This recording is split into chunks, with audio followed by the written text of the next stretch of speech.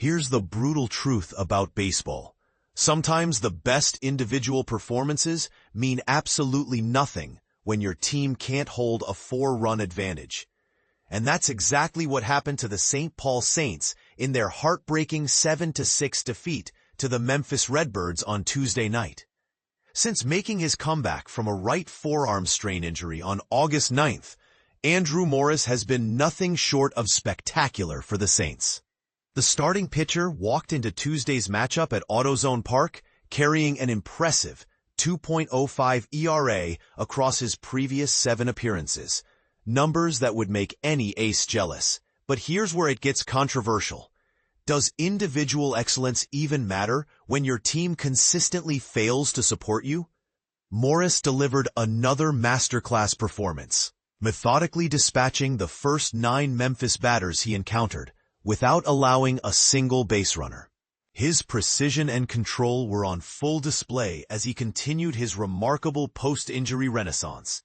The right-hander's dominance early in the game gave the Saints every opportunity to build momentum and secure a crucial road victory. The Saints wasted no time capitalizing on their early chances. Deshaun Keirsey Jr. launched the offensive assault by smacking a double into left field territory to open the game. Gabby Gonzalez quickly followed suit, chopping an infield single toward third base that positioned runners on first and second base. However, aggressive base running nearly backfired when Keirsey Jr. attempted to advance to third on a pickoff play that sailed into center field. Unfortunately for the Saints, Keirsey Jr. failed to recognize the overthrow quickly enough, and by the time he slid into the bag, the Memphis defense had recovered to apply the tag for the out. Despite the base-running miscue, Gonzalez capitalized on the chaos by advancing to second base on the errant throw. This positioning proved crucial as he moved to third on Walker Jenkins' groundout, and eventually crossed home plate on Kyler Fedko's infield single to third base, staking the Saints to an early 1-0 advantage. The 4th inning brought more offensive fireworks from St. Paul.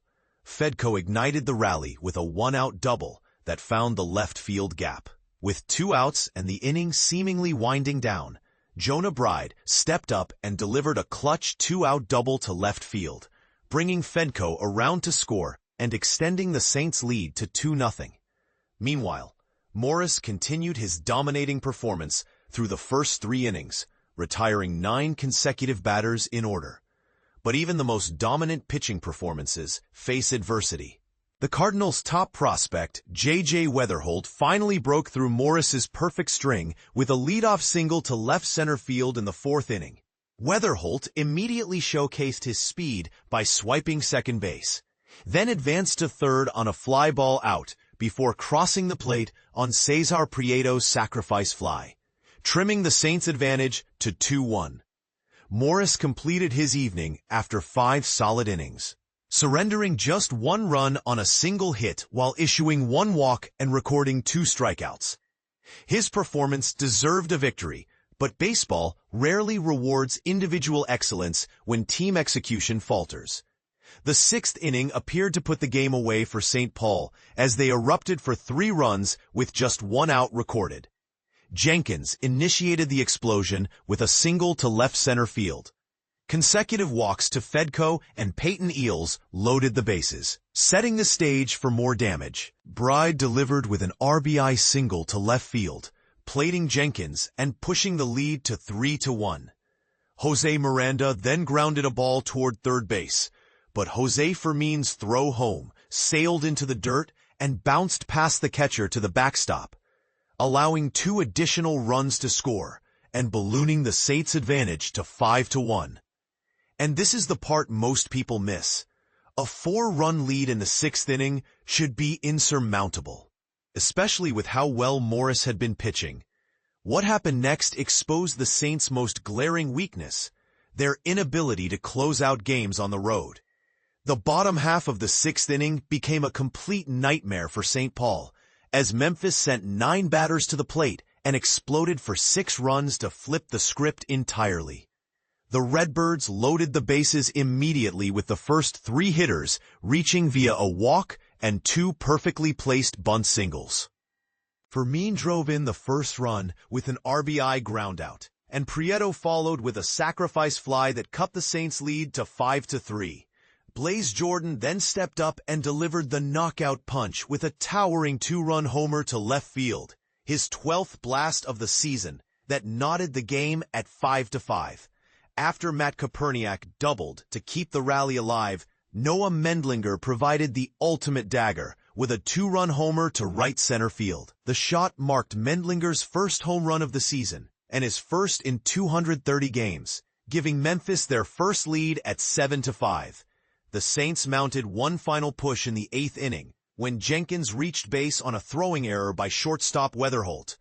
Fedko, who finished the night with an outstanding 3-for-3 performance, including a double, RBI, and 2 runs scored, smashed a ground ball single that struck pitcher Alex Cornwall's leg and knocked him from the game.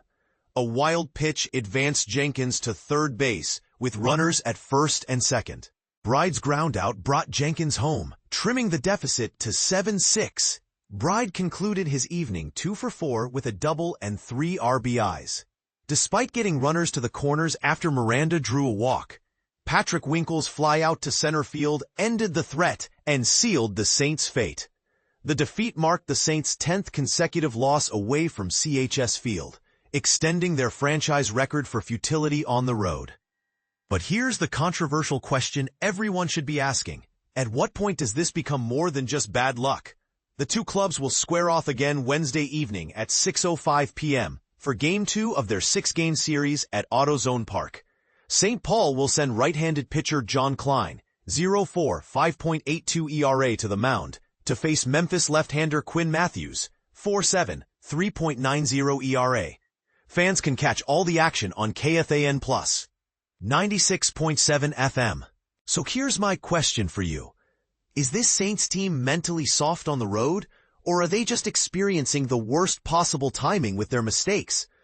When a pitcher like Morris delivers a gem and your offense puts up 6 runs, should that ever result in a loss? Drop your thoughts in the comments, because this level of road struggles has to be more than coincidence, right?